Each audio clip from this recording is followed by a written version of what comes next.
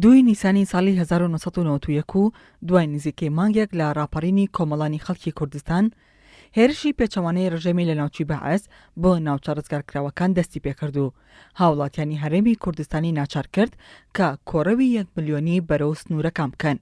لەگەڵ ئەوەی کۆڕەوەکە وەک ڕووداوێکی مێژوویی گرنگ توانی کاریگەری لەسەر دۆسەی کورد لە هەرێمی کوردستان دروست بکات، بەڵام کارەساتێکی گەورەش بوو کە بەرۆکی هاوڵاتیانی گرت و برسێتی و نەخۆشی و بێلانەیی وای کرد کە ژمارەیەکی زۆر هاوڵاتی گیانیان لەدەستدا و سەدان کەسیش بەهۆی مینی چێنراوەوە بوونە قوربانی، بە جۆرێک یان گیانیان لەدەستدا یان چەند ئەندامێکی جەستەیان لەدەستدا.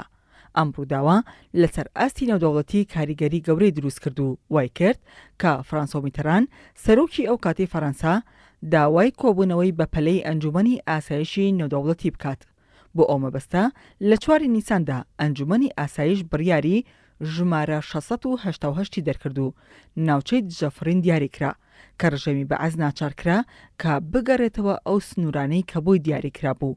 ئەم ڕووداوە مێژوویە سەرنجی وڵاتانی جیهان و دۆستانی کوردی بەلای خۆی داڕاکێشا و چەندین کاردانەوەی بە دوای خۆی داهێنا.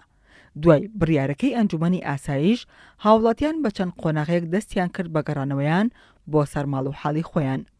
ئەوەش ئەو دەرفەتەی ڕەخساند کە ئیداری کوردی لە هەرێمی کوردستان دابمەزرێت کە بەرهەمەکەی یەکەم هەڵبژاردننی پەرلەمانی کوردستان بوو لە ساڵی 1992 پێکێنانی کابینەی یەکەمی حکوومەتی هەرێم و ڕێخستنەوەی دامەزراوەکانی هەرێمی کوردستان بوو.